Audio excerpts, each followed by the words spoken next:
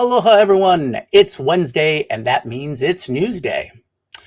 Welcome back, champions. What adventures in the AI realm must the DAS Fellowship face this week? With the dust from the last adventure fallen from your boots, night settles over your beloved tavern, the Whispering Tome, and new tidings stir in the air.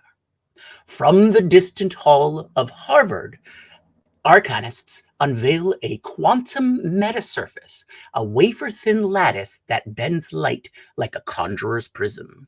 Such power could reshape the sciences and the world. Across the realms of song, the bard I Am Oliver has signed a pact with Howwood Media, forging the first union between mortal melody and living AI. Harmonies may soar or clash in the courts ahead. And within the grand archive of ChatGPT, sages reveal study mode, a Socratic enchantment that turns answers into questions, sharpening every mind it touches. Your attention is drawn to the tavern entrance, and through the tavern door strides the crimson-maned Anne Murphy, half-elf bard and oracle of She Leads AI.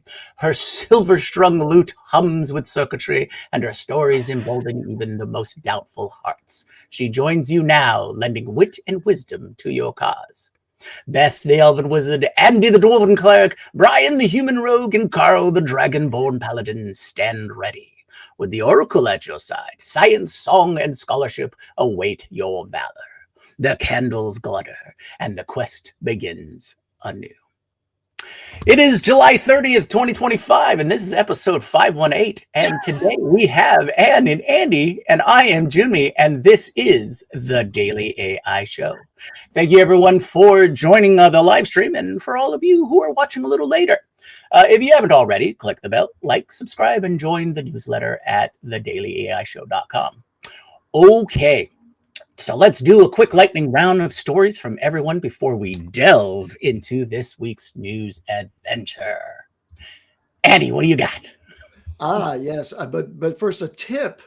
You can take the transcript of that introduction and give it to ChatGPT and ask it to translate from the Elizabethan into English so that you can, modern English that is, so that you can understand what the overture was to this show.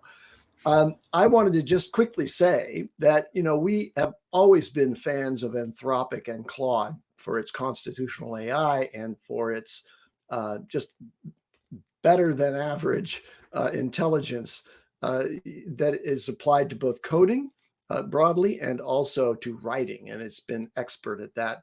And we've sort of been worried a little bit about what its trajectory is because it's so far behind in terms of users. The leader of the pack, which is OpenAI's ChatGPT suite of tools. But it's really roaring at the moment, and it's raising money again. Just 4 months ago, it raised at $62 billion, and it's going out to the market now to raise another funding round at triple the value 3 months ago. Now, how can it justify that? Because it's on a rocket ride at the moment and is gaining ground, although it's still well behind OpenAI's user numbers. That is really, really an amazing trajectory. And so kudos to the team at Anthropic for not only providing better tools, but also now finding their way into the market in a way that increases their valuation dramatically. Awesome. Yeah, I think I've got a story after Anne gives us her quick story. Anne, welcome again for day 2 of your DAS residency.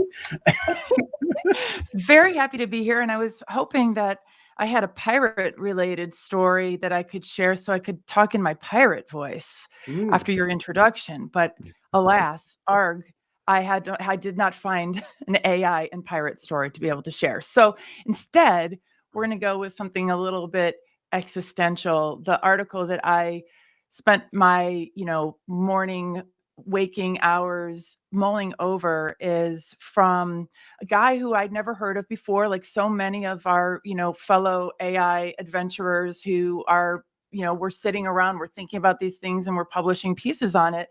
His name is Carlo Iansano, and this was published in Substack yesterday. And I suspect we're going to see it showing up a little bit, at least on LinkedIn, maybe on X. But he really took aim. So the article is called "The Great AI Infantilization," and it's important to me to have words to describe what I see happening in the field as we look at, like, what is the problem with AI adoption in business? Why can we get small groups of individuals to come together, but then scaling becomes so difficult? What's happening? And he talks about, I'll share just a little quote. You're not a victim of AI, you are a volunteer.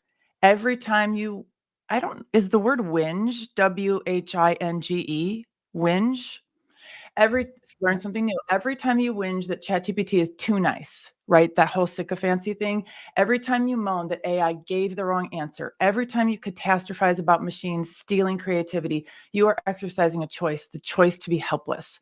Not because AI made you helpless, but because helplessness feels easier than competence.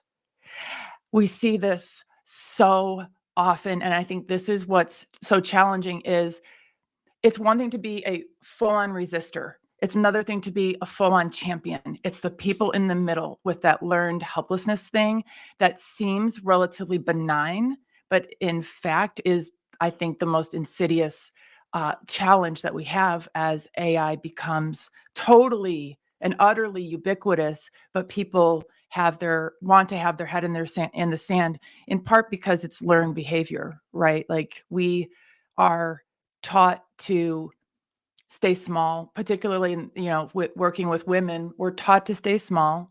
We're taught to stay under the radar, right? Even pretend we're helpless, fake helplessness, right? So there's even the fact that we're not helpless and we're supposed to act like we're helpless.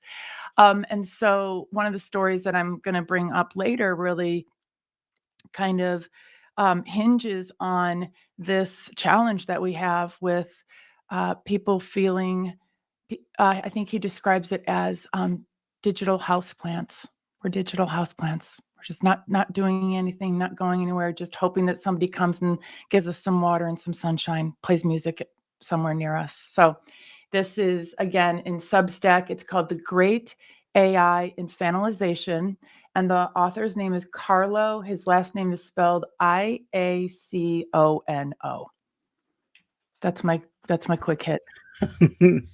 Excellent. All right. Yeah, definitely looking forward to reading the article. And as always, we'll collect our sources and shoot that over to the community for everybody to read at their own pace. Okay. Perfect. Brian has joined us now. Hello, Brian. You have achieved a great sense of timing because we're doing our lightning round. So time to throw you under the bus or put the spotlight on you. That's probably a better term. And what do you got for our lightning round quick story? Okay. I don't know what anybody else has said. Have we talked about Opal? No. Okay. Google Opal. Build it, from other people on the internet, hyping it up as an N8N competitor. Opal will allow you to use text. It's text to automation. That's about the best way I can say that. It's built by Google, and essentially you can go in there and explain in text what it is that you would like to build. For example, it could be something like, I want you to go look at my bunch of YouTube videos and then find out that the top performing ones, yada, yada. So it might have 2, 3, 4, 5 different parts to it. And then you just say, go. And then it literally builds the automation with nodes that looks like N8N. I used it with some varying success. I think at some point we should do some demos of that, but it's a free tool, which, God bless Google. They put out a lot of free stuff. Yeah, I think people should go check it out and look at the templates they have in there right now, because they have about 5 or 6 and they're basic stuff like build a blog and things like that, help me write a social media post, sort of simple stuff, but it'll show you the design of it and it'll kind of poke around. I would tell people, if I had one recommendation, you can go in and ask per node some updates. So basically you're using Gemini to say like, make this node a little bit better, or holistically you could say, no, this didn't really achieve the thing that I wanted to do. And so holistically make an update. And by the way, it actually builds the app or front user interface right there on the right-hand side. So you can immediately use whatever you build. It works right there on the side and then use it over and over. So Brian, is this in gemini.google.com or is it in Workspace? Is it already integrated with Drive and Mail and everything else? This, I believe, I will double check for you, but I believe you have to go to Labs for this one. So Google Labs, and then a lot of times Labs, let me just look really quick. If you know what, give me 1 second. One second. Sure. It's under developers. I know you're trying to do fast things. So it's not exposed at the top level yet, but you can imagine that Opal is going to ultimately be right in, if you're in a Google sheet, sure. Opal's going to be right there for you. And that's really exciting. Last thing I'll say on this, Jimmy, is it's opal.withgoogle.com. You might have to like turn it on. That's pretty typical. And I will put that in the chat for everybody. Opal.withgoogle.com. So there you go. And when you looked at it, Brian, do you have to, within Opal, do you have to then say, okay, here's, I want to integrate Drive. I want to integrate these other, it's light. It's light in those areas. So yeah, it's not like where you connected a bunch of APIs and you're like, go do this thing. I mean, you can kind of see with it, but I think you guys will look at it and go, yeah, okay, this is like Zapier saying we will build automations. Tell us what you want to build, and Zapier will build an agent for you. This looks like Google's version of that. But you can see, like, it's a peek into the future of like how easy it will be to build AI automations in the future. So definitely, yeah. What I've seen so far is I like that it's node based. That seems to be the popular format for it, and I'm always a big fan of node based. And of course, all the news around the realm is this the new N8N killer? Yeah, but yeah, well, we'll see. We'll see. It's definitely part of the, or what I've seen of the rollout is it's in that. Beta, initial offerings. If it's in labs, that's where it is. Yeah, it's a labs kind of project. So Cisco wants to know if it's free. It's free.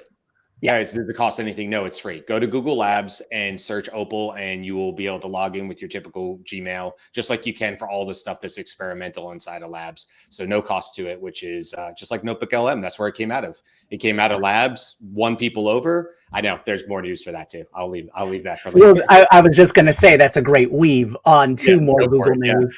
Because Notebook LM has, they talked about back in May at their I/O conference about adding video reviews or video overviews as part of Notebook LM. And now they're rolling that out. So if you do use Notebook LM, you should be able to access video overviews now.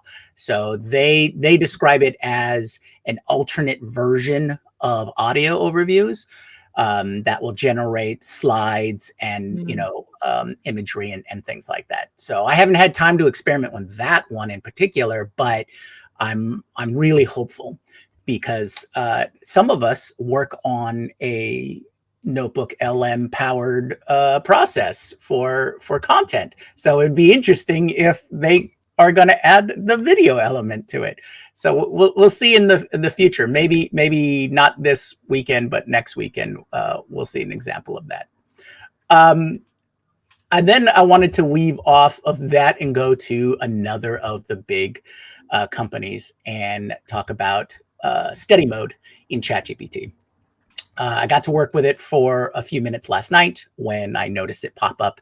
And the other weirdness that seems to be going around for people, some people are getting study mode initialized. That seems to be the big rollout. Some people, on one, for whatever reason, for one of my instances of ChatGPT, I got thinking more or think longer, which I'm not exactly sure if that I'm supposed to get that at this point, but I do enjoy it. Having the extended reasoning process for that does seem to give better answers. And then, yeah, the study and learn. So when I ran through it last night, I wanted to see if it could help me dive a little deeper into some of the news stories that I wanted to cover today. And there's this one science story, and I'll talk about it a little later, but essentially has to do with mRNA. And so being able to be coaxed or guided to learning more about the specifics of mRNA, that was very helpful. I wouldn't call this an official review, but this is my first what 10, 15 minutes with it, and it guided me to learning more about the subject that you give it. And they're fairly probing questions. It's like, oh, well, what do you think about this? Or do you want to learn more about this? Or, hey, let's talk about this subtopic. Let's break down, what do you understand about this? So sort of like the mini quiz back and forth of just trying to get you to expand upon what your thinking is on any given subject. So yeah, study mode should be rolled out to everybody, apparently. Whoever has I just a want chat to talk about that really quick. It's supposed to be trained on like a lot of teacher training. It's supposed to have a pretty good background to it, and it's training data. And I want to point out that I really do love that it's intended to use like Socratic questioning. I'm no teacher, but I have taught. And that is like a teacher one time said, like, if you read one book, read this book about Socratic questioning and teaching. And I feel like that's a book that, like, I'll find the name of the book, but it's like the gift that keeps giving, because what it enables you to do is what we would have said when I used to teach kids how to, like, infant swim resource. I used to teach kids how to float at 6 months old. Yeah, I did that too. But part of that process when we did that, I realized it's like, I also used to do this. It was part of CrossFit and stuff like that, but they called it the hand of God. You never wanted to be the hand of God as the instructor under even a 6-month-old who was learning to float and regulate their breathing patterns to keep their head like just this much above water. But a 6-month-old can 100% flip over and survive on their own in water if they're taught. But you didn't want to be the hand of God. You don't want to swoop in. So what you would do underneath, among many other techniques, is you might do like this, about this far below their head underwater, which gives a sensory, right? So it's like this feedback loop, and it allows the 6-month-old to percept where they are. And so when you think about that concept, that to me makes me think of like Socratic questioning and the way that you want to give feedback, but you don't want to be the hand of God, meaning you don't want to swoop in and solve the problem. You want the student, you want whoever's being trained to come upon the solution on their own and own that discovery. And when they own that discovery, you've connected new neurons. And I think it's just, if that's what this, like, I haven't worked with it enough, but if that like study mode for it does that for students, it's fantastic.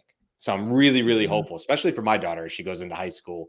But I think any parent, this is like a good thing to dive into and see, that it's not just about giving answers. It's about connecting the neurons, making new pathways, building critical thinking skills. These are all the good things that come out of AI, Right. like Exactly. I can't wait till, just using it as a, like you said, like a tutor where you feed in your syllabi or you feed in the lesson plan and, build me out or help me learn these subjects. So as that additive piece, that's that aspect I really, really do enjoy. So last thing I'll say on that really quick is not Project Bruno, as we talk about. We don't talk about Project Bruno, but I will tell you, my daughter has the mind of an entrepreneur and I was always looking for that new thing. Jyunmi, what you just said is literally what I'm going to teach my daughter how to build. And I'm pretty sure I'm going to get with Andy and Sensei, and we're going to figure it out. But I guarantee you in high school, she's going to figure out how to take her syllabus, plus things that Notebook LM can do with the video overview and all these new things. And she's going to create her own study guide. And then once she figures that out, she'll probably turn around and try to monetize that to other students. not as a cheating tool, as literally the ability, like Andy built with Sensei, to enable the student to learn the best way they can through feedback or reteaching or whatever their process is for that student. But taking that syllabus and allowing that student to work at their own pace or whatever. And she's like, do you think we could like turn that around into a subscription model for students? I was like, 1,000%. Absolutely.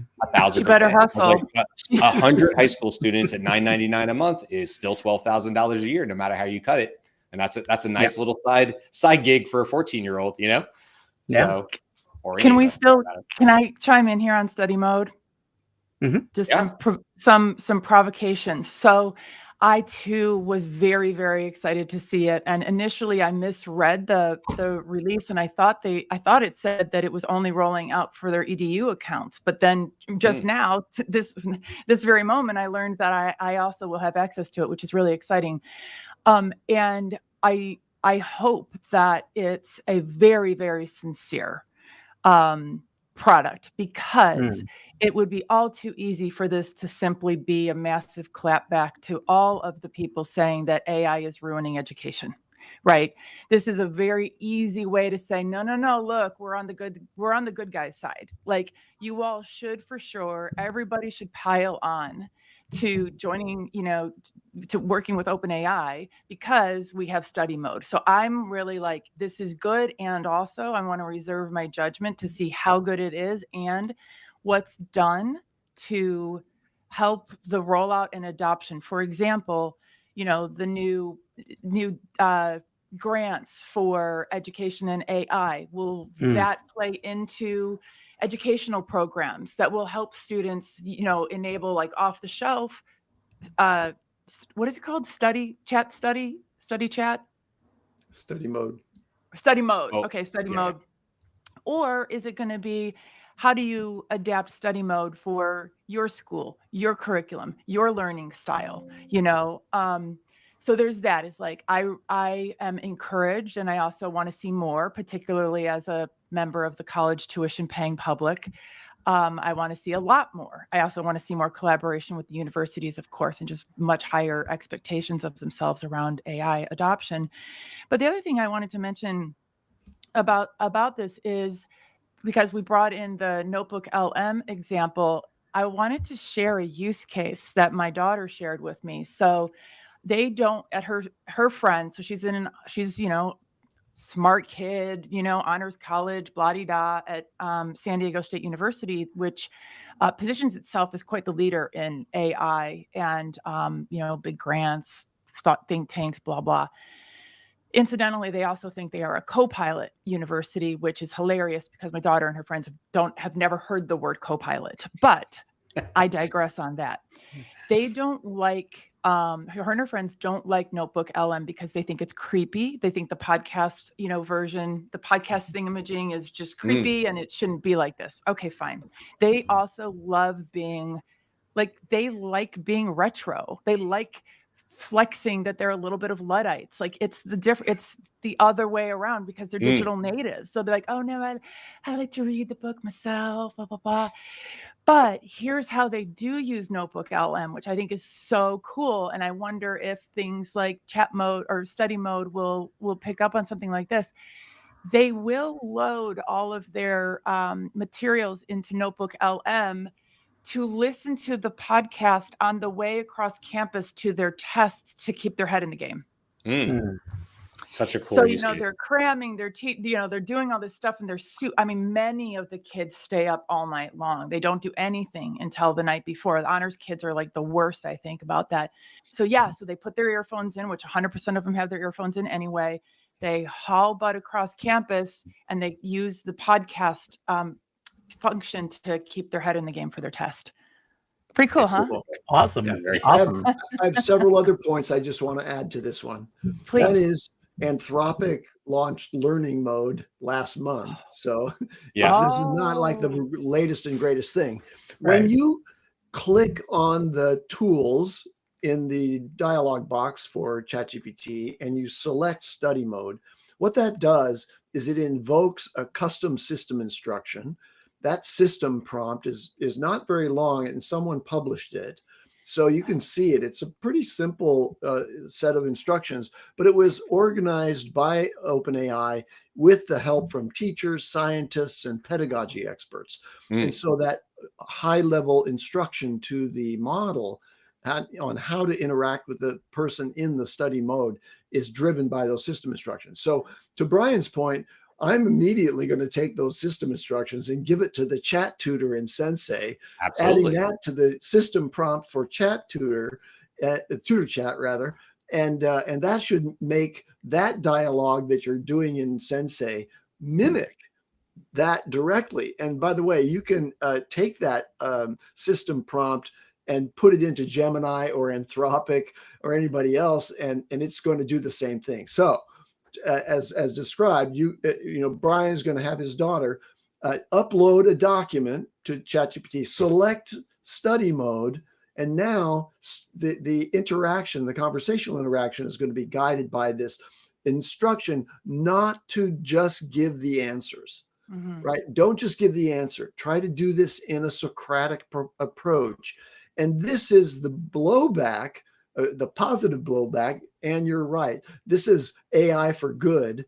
It's in the wake of the research paper published just last month that showed that students who use ChatGPT just to get the answers and to generate text for essay writing did not light up their brains in any way whatever.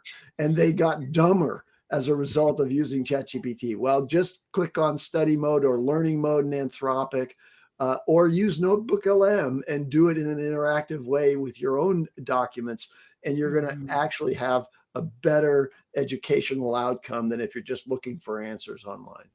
And I know we got to move on. And Jimmy, I know you're probably like, all right, next news thing here. Last thing I'll say is, this was a big one. Yeah, this was a big and one. last thing I'll say is this is nothing new. When I was in college in 96 to 2000, we had red notes. I mean, I went to UGA, so red, but the whole point of it was red paper with black ink because you couldn't copy it in a copy machine. It just came out straight black. That was their means of controlling the volume of like their resource. So you had to go pay. So I would go down to this little office in downtown Athens, right off campus, right? This walking distance, whatever. And you would go in and you would say, I want to buy the red notes for this specific class. And what you got was a validated A+ students notes in that class. I bought it for every single class I ever did. Not because I was trying to cheat, but if I have a resource that's a better organized way of taking notes, I am absolutely going to use that to my benefit. Now we have AI. Now we have a different version of this. But to me, it's the same thing as having red notes back in the day. Like, I'm just looking at a different way of organizing and how that person thinks. And I'm using that to my advantage to help me study and help pass tests. And thank God for that. I don't remember what I used to pay, but it was worth every dollar. I know that. Yeah, having those additional resources definitely good for you. Okay, so so we had one show about study mode. Now let's move on to our next show. What's your next story about that invokes a fiery passion? I don't think we've heard Andy yet about his fiery passion story. So Andy, what is your top story for today? Oh, can't hear you. I think you're muted. Okay, I'm back. There we go. I'm going to talk about listening to music. And all of us have, I started listening to music when I was young. and that was a long time ago. And then I could make a playlist by doing on a reel-to-reel tape recorder a series of recordings that were in the sequence that I wanted, maybe mixing across artists, which was unusual if you had to use vinyl and an album. Well, the latest streaming services go way beyond that, of course, but they're going to go even farther now. Spotify has an AI initiative inside the company. And they've now outlined ambitions for a more conversational interaction with their DJ service. They have AI DJ right now. But you can imagine this is going to go to the next level. They actually made a couple of little acquisitions to power these capabilities. And so it's going to be you're going to imagine, instead of just saying, okay, well, build me a playlist for such and such and set that up. Now you can talk to the Spotify agent. Now, you can't do it now, I should say. Eventually, you'll be able to do this. You'll be able to talk to your DJ and say, okay, well, tell me a little bit more about Linda Ronstadt and what the relationship was with Crosby, Stills, Nash and Young. And it's going to give you that information. Right now you can kind of click and see, a printed thing, but that interrupts cognitively, that interrupts your listening to the music. The voice will obviously interrupt the listening to the music as well, but it could just, like reduce some track to the background a little bit and then give you some overview of that track and even highlight sections of that track. So you're going to have really incredible, almost podcast quality presentation of any artist that you are interested in because of the AI integrations with Spotify. And I'm looking forward to that. I hope they partner with Genius Lyrics. I don't know if you guys have ever used that. I'm such a huge music person, and anyway, it's a huge part of my life. I'll say that. And Genius Lyrics, sometimes I'm like, well, what do they mean by that line? And sometimes it could be as silly as looking at a rap song from the 90s from Nelly, or sometimes it's deeper than that. But if they partnered with like Genius Lyrics, that would be cool to hear the DJ come in, which I use all the time, by the way, on Spotify and the car and stuff. If I said well, what is the consensus right now on the internet of what they meant by that first verse, right? Like what was the perspective or whatever. And if it just came back and said unverified, but according to Genius Lyrics, there's several people citing that the singer, was John Mayer was talking about, such and such an actress when he wrote Your Body is a Wonderland, right? And that's the popular belief is that would be like, okay, cool, DJ, go back to the song. All right, Brian, I would drive my wife and my daughter nuts with 1,000 questions, but it's a great resource for me. Interrupting the middle of the song just to answer that thought that popped in your head. Yeah, I think this function is for solo car rides only. I don't think this is for when other people are in the car. I guarantee you, my wife and daughter do not care about the origins of the song Brian Wilson by Bare Naked Ladies like I do. That's true. I wonder if this will be the new the new car riding rules where whoever drives controls the radio. It's like, oh no, you can't interrupt my DJ, but I can, that kind of stuff. That's one of the rules. I do have a weave off of this music story though. And that's one that I introed earlier. And this could be huge, or this could just be another step.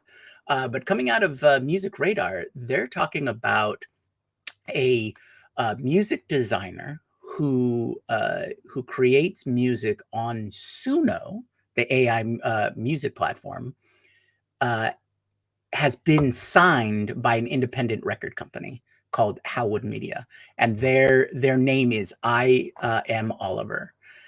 And with what has come out over the last couple of months about AI created music, this is an interesting progression, and also a very quick progression, because back in June, we heard about that one company, or that one group, was it Velvet Sundown? Yeah. And the whole debacle and craziness that that band faced on Spotify, granting so many users and do so much output and things like that. And that turned out to be they use AI to create their music as well. But this is the first step towards maybe a form of legitimacy or credibility about AI music creation for the industry.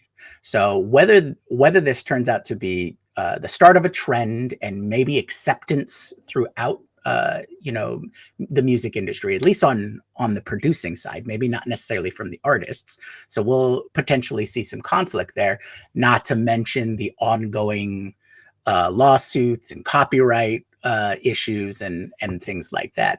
But so this company, Howwood Media, it's an independent record company, and they signed this artist called I Am Oliver. And he apparently is the most downloaded or the most streamed music designer on Suno. So they see some potential there, and I think this is just going to invoke more discourse between artists, producers, and the industry itself and the labels. So we'll see what happens with that. I have a question about that. So, Brian, as an audiophile, how do you feel about synthetic music versus regular music? Do you enjoy it? Are you mad about it? Do you feel like it has to be authentic in order for it to be good? No, in fact, I've said it on the show before, and like personally, I think there's room for all of it. I don't honestly foresee people. My daughter has a record player in her room, right? Like, does she need a record player to listen to music? Of course she doesn't. But Right. that's something she has, and she has my mom's old Billy Joel Piano Man album in there, and she listens to it. She also listens to oh shit, her name, the singer's name just went out of my head, but Gracie Abrams would be another one of them. That's more modern contemporary for her, right? And her genre and stuff. So my take on it is this, like, there's something for everybody. And just like all the other AI tools, I can play, I have guitars in the background. You can't see them, but I can play guitar. I can't sing. I've written a lyric or two, nothing that's ever going to impress anybody outside of my own house. And that's fine. I do it for the love of it. Right. But these tools give me, somebody who maybe doesn't have the ability in other areas, to express myself in new ways, just like AI does for a lot of creative people. So I think it's unlocking creative potential. Should I create something through my vision using AI to create a song, and that connects with other people, I see no reason why it should be knocked down or otherwise. It's art, right? So like, who cares why it connects with you or it doesn't? I just heard George Lucas talk about that with, like, he'll never sell any of his artwork. He's like, because it's, why? I'm not in it to make money. It's because it emotionally connected for me, and I'll never sell it. And he got a huge round of applause at Comic-Con in San Diego, right?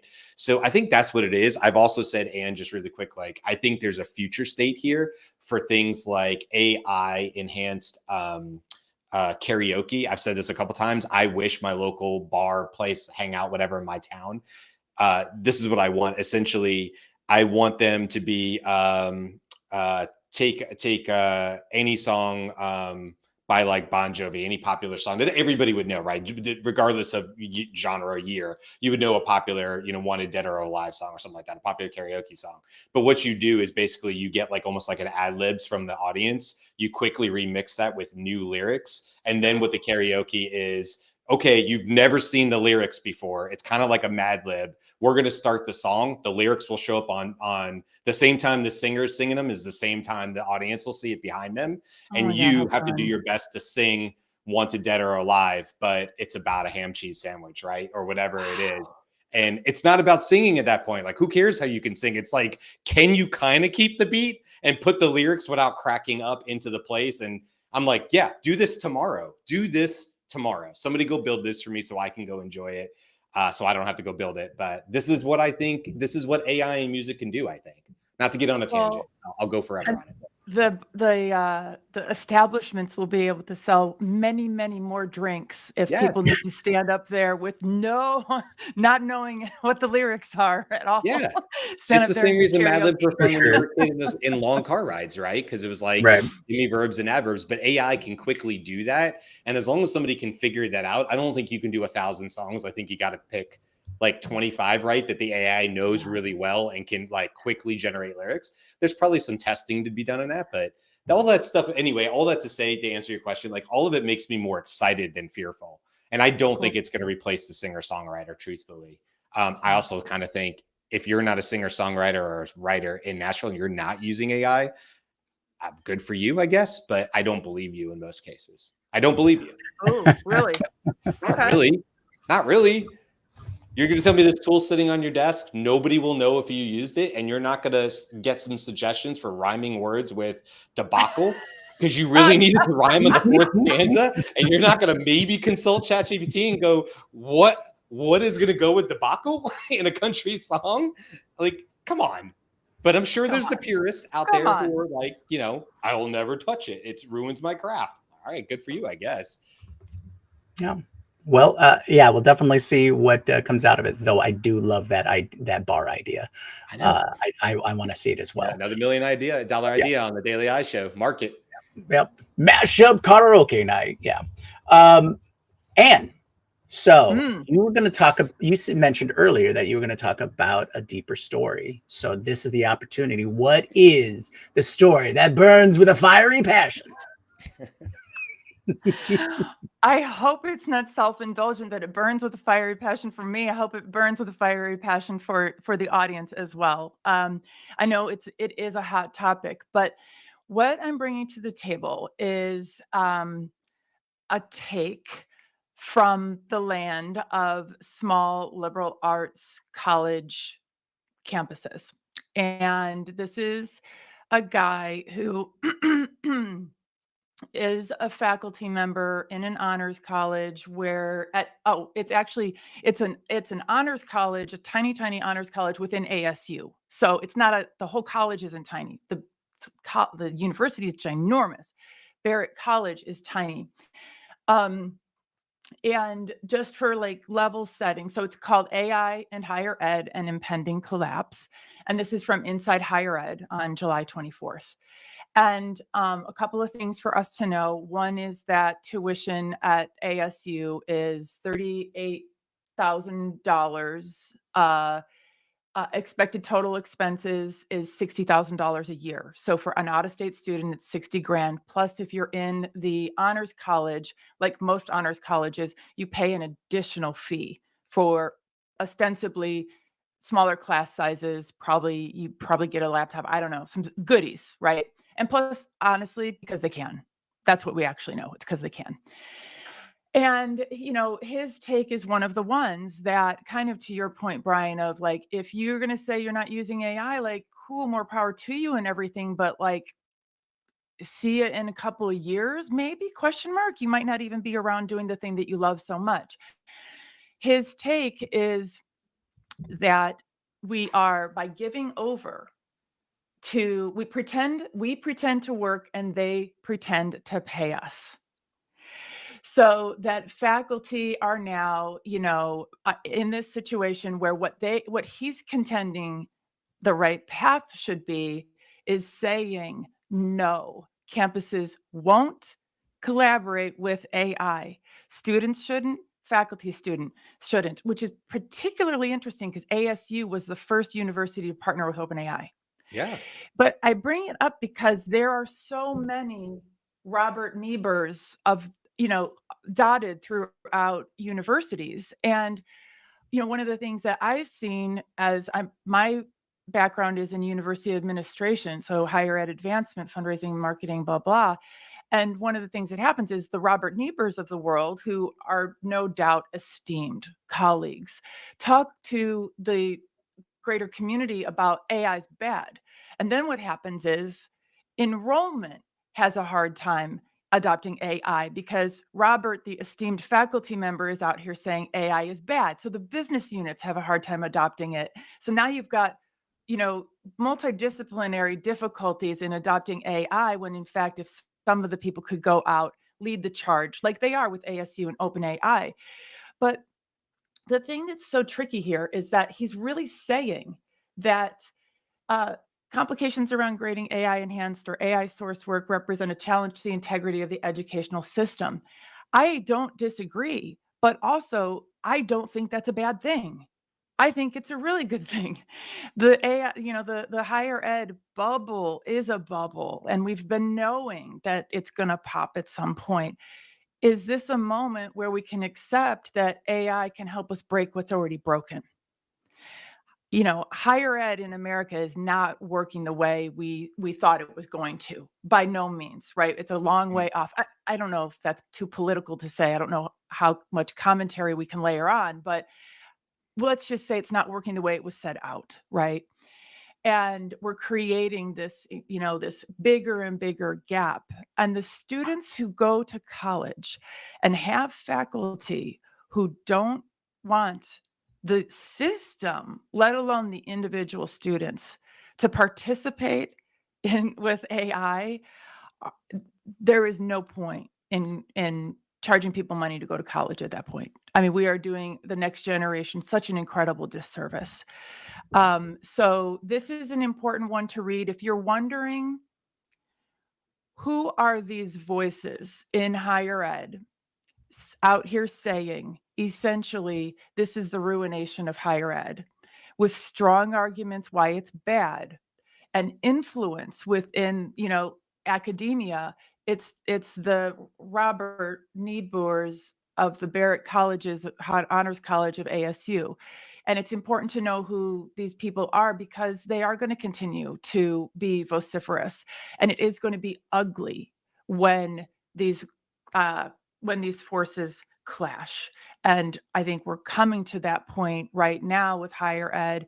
It's overdue, right? Like, we needed to change the way things are working for a long time. But I think this might be it, the clash of the institutions that understand at the end of the day, at least embrace that, a land grant institution, for example, is responsible for graduating, active members and productive members of civil society, which would not be true if they didn't know how to use AI right now. So that's that. Yeah, I completely agree. I think, and we've touched upon this with what we've discussed today about education as a whole with AI. I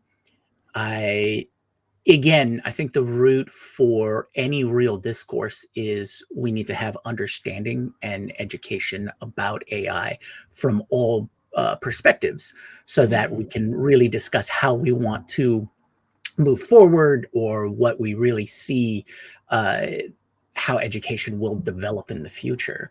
So right now I see a lot of that just resistance is only seeing it from one aspect. Oh, I had a class in which my college students just wrote all of their papers and turned them in with AI, and it's all garbage.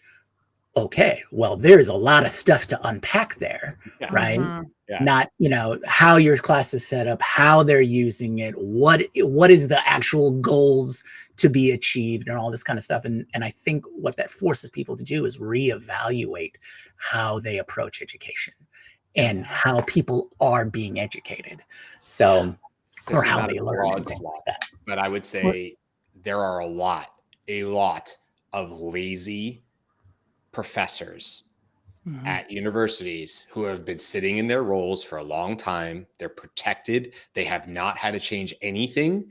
And I'll be damned if they're going to try to change things, a lot of them in the last 5-10 years of their career as they see it. They're going to stick their heels in the ground. And listen, it's on parents, it's on students to get educated about the kinds of, in these next couple of years, which universities are pushing in the way you would like your child to go to, or the student would, and which ones maybe take a more traditional approach. And I agree, Jyunmi, and I agree, Ann. There's a place for everybody, but get educated on the education. I sure as am not going to send my daughter. I don't care if it's her top pick or not. I'm not putting my hard-earned money, my wife's hard-earned money, at a university that will only look backwards. And if they have a poor grade for their professors who are not looking on how to use AI to advance my daughter's education, and they're not thinking about this being a great tool, and maybe you're going to have to change some of your curriculum, guy or girl, because that's just the way it is. You're going to have them write some papers in class. That's the way it's going to have to be if you don't want them to use AI. My daughter's already doing that now. You got to get educated on this stuff, because, Ann, you're bringing up a good point. You might be thinking you're going to the forward-thinking ASU, and again, you're talking about a particular department, and maybe the funding isn't there for that. And then you're having a different experience. So my daughter's first, we love her, we love SDSU. So shade, but also no shade, but also shade. But her first day of her freshman year, I was in some AI conversation, like we are all day, every day, it seems. And I texted her, I said, hey, how in your first day, what are faculty saying to you about AI? She clicks on her phone, starts recording. And her faculty was saying, if you care so very little about your future that you're going to let a robot write your papers, I can't invest in you either. You Wow. should be ashamed of yourself if you open Wow. up ChatGPT. Yeah. And I'm sitting there and like, you know how like the way Yeah. higher ed works is you just give them the money. Like you just it costs what it costs and you just find a way and you send the money to them and you hope for the best. And she sends that to me and I'm like, oh my goodness, this is like the worst case scenario for what I wanted to hear.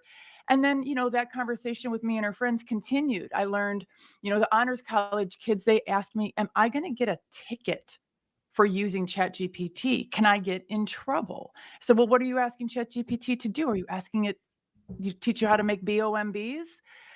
And she's like, no, I just didn't know. Like, could the police come to my house? I'm like, no. And this is the kind of thing that your university should be teaching you, is that it's not illegal, first of all.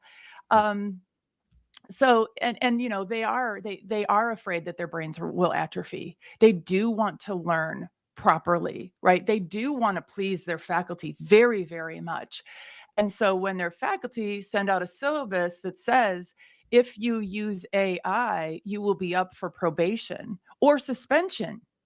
Those kids they're going to go do it some old school way. Or just It doesn't not, make sense. or just cover their tracks. Or just cover their tracks. I mean, they're compliant in many ways. They're good girls. But yeah, it's really interesting to me. It's not the way that people talk about AI at universities is not the way it happens in practice, is what I'm experiencing with my two kids in college. Well, look, Greg is saying this is in all capital letters, such a good subject. So, Anne, we will absolutely need to bring you back so we can dive deeper, since you have more of that firsthand parent observation of kids in college, which I think would be great to have back as somebody with that sort of like perspective, right? So yeah, we'll have to come back to it, Greg. I agree. But these guys, everybody in the chat knows, if you listen to this show long enough, I will go on a tangent in education. So I digress. Well, I won't say anything well, more. yeah. Speaking about that, we only have a few minutes left to wrap up for the day.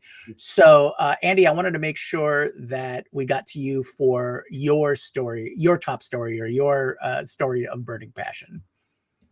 Well, I think this turned out to be an education-oriented show, and the study mode was really the thing that caught my attention most, and I see it as a very progressive thing, that AI is adopting the tutorial approach, and it will become a collaborator with students as opposed to the death knell of learning. AI is really, for me, it's a profoundly capable and supportive assistant that gets me past all the roadblocks that I run into in my comprehension of complex subjects. So that should be available to students. Let's shift, though, at the moment to the transformation that's happening in the world of search. So AI has really disrupted the search space, and lots of doomsayers said that Google's predominance in search would, be crippled by the availability of answer finding systems like Perplexity and then ChatGPT when they added search to the product suite. But Google has been working on AI mode in their search interface. So all the billions of people who use Google on a daily basis now have an AI dialogue assistant right at the top of the interface there for them. And just yesterday, I learned that Google has released new AI mode capabilities, and I haven't tried them yet myself, but I'll tell you what they are. The main one is that now a canvas will, by your request and by prompting in the AI mode on the left-hand side, a canvas will emerge that will automatically add and store information and do that over multiple sessions. And you can organize those into individual boards. So if before you were using search to find resources, and then you would copy and paste the link to that resource into a Google Doc, well, that's all being integrated right in the search interface now, that mode of operation. And so you could do things like, I use agents for, like GenSpark, to do a deep research and understand a complex area, not for learning purposes, but for things like, what am I working on? I have a whole bunch of different tabs of GenSpark open. And now I'm going to try using the canvas in Google AI mode to see if that really replicates this mode that I tend to use GenSpark for, which is, hey, I want a full analysis. An example I'll give you is, the tax incentives for the tax credits for energy related investments in your home are expiring at the end of the year. So you only have the balance of the year to actually implement energy like solar or heat pumps, et cetera, and get 30% of that back on your tax return. And so I'm scrambling to do that. And I'm asking GenSpark to do all that. Well, I can now do that in Google AI mode. I could say, hey, I want to do this, and I want you to find the resources and the service providers in my area that can actually fulfill on that objective. And it's going to build that in a canvas that I keep. And here's the important point. It will do that across multiple sessions.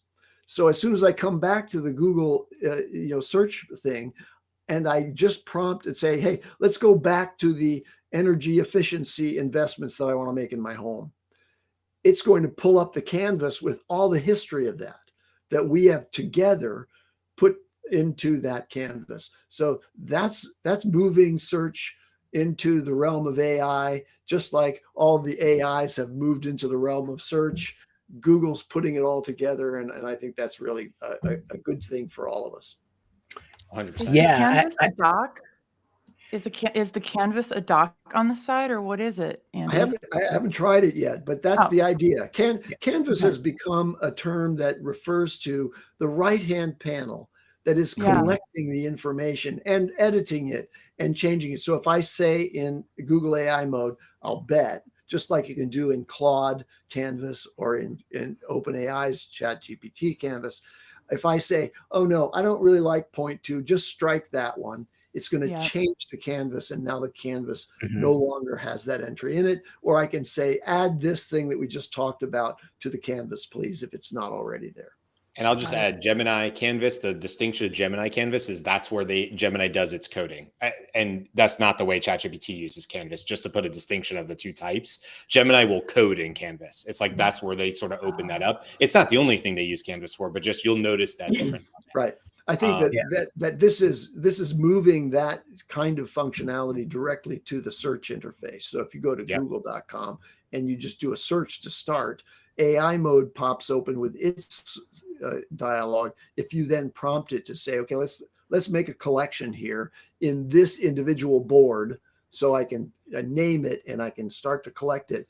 And by the way, Anthropic's Claude also codes in the canvas, but also will write in the canvas or do many other functions there. So that right-hand panel is something that you keep.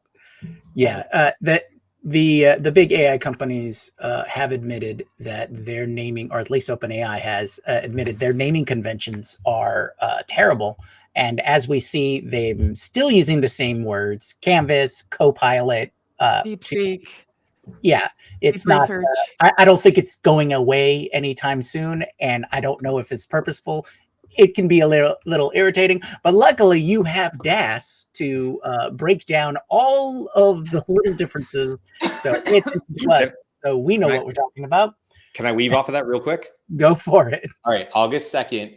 That's when the EU implements the Union's AI Act, introducing legally binding obligations for providers and deploy of general purpose AI. Okay, you can go read up on that or whatever. This is one of the reasons the weave is GPT-5 or whatever they name that naming convention. That was the weave, because there's a lot of speculation. Will OpenAI release GPT-5 before Saturday, which is the 2nd, in order to get in under the old EU laws? So I've read about that. I don't know. That's speculation. It's not necessarily new. I mean, that's definitely happening August 2nd. That's the news part of it.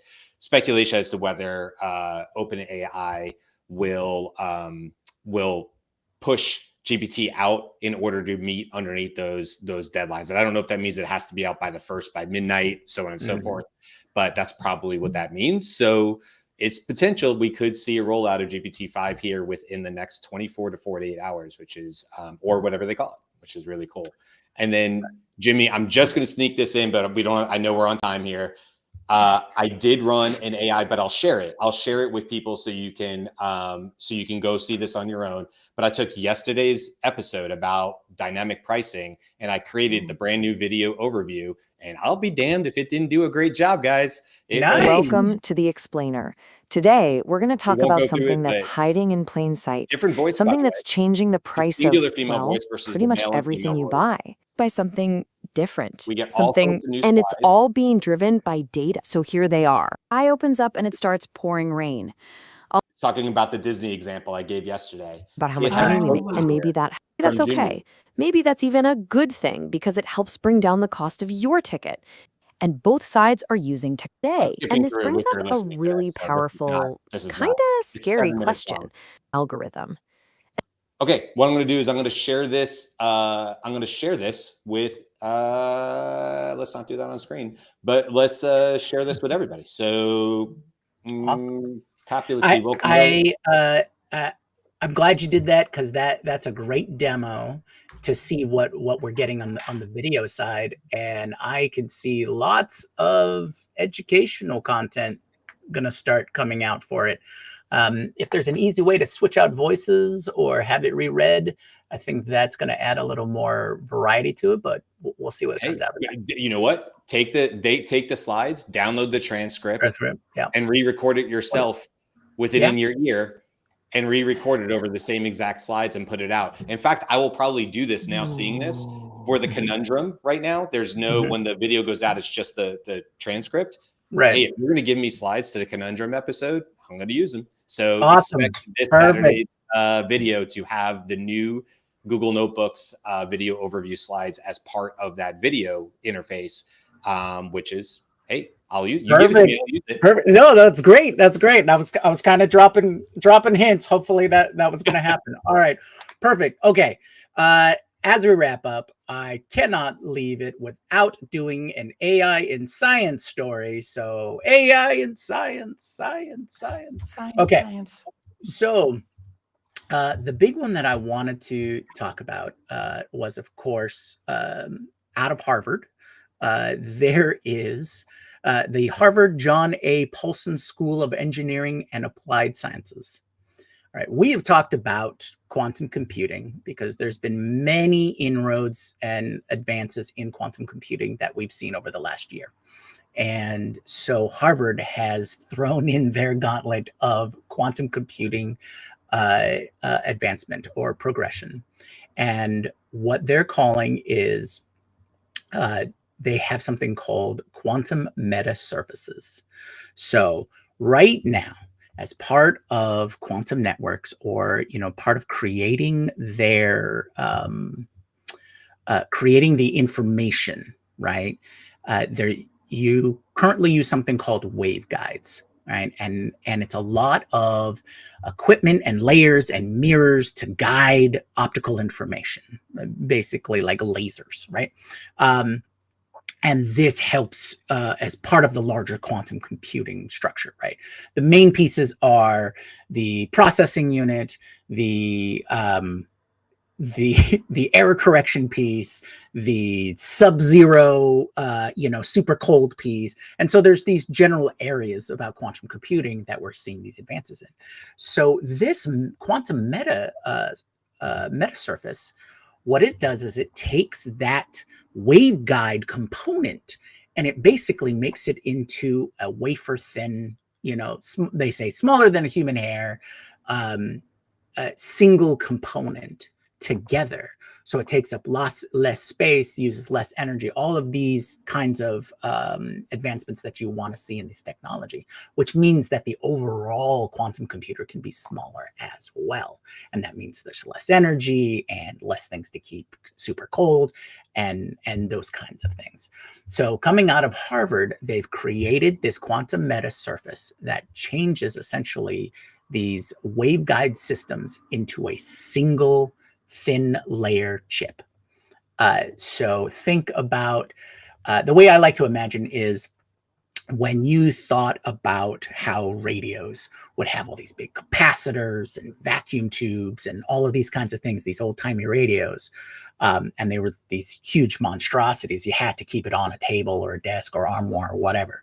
But then with IC components and PCBs and things like that, you were able to take that radio and break it down into a much smaller device. And now we have radios that can fit in like earbuds, right? Entire radio systems.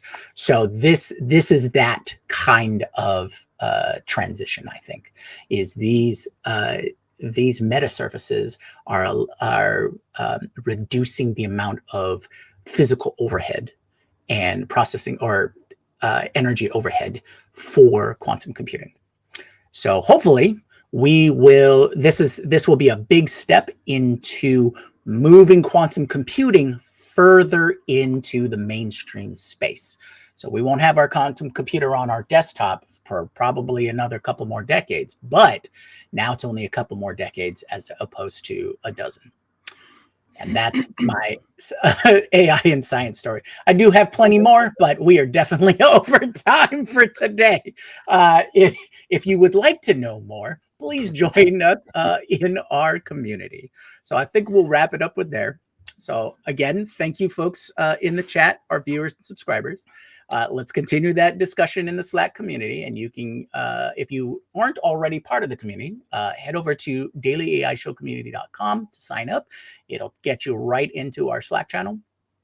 Let's talk about what we got for the rest of the week, because we definitely want to see you every day. So tomorrow we have, is AI ruining the hiring process? AI, ATS on both sides. Brian will be talking about how that whole situation is and what the current status is. And I know that it's a bit of a bear. And then on Friday, Andy will be sharing our best AI agent workflows. So we'll go through some of those workflows and what tools we'll be using and things like that. I know, Andy, you're a big proponent for GenSpark, so we'll have a moment to discuss that for the rest. Maybe we'll use Opal. Maybe we can use Opal. There you go. Hey, all right. You want to know, you're gonna have to come back and watch. All right, everybody. Thank you again for joining us, and we'll see you all tomorrow. Aloha.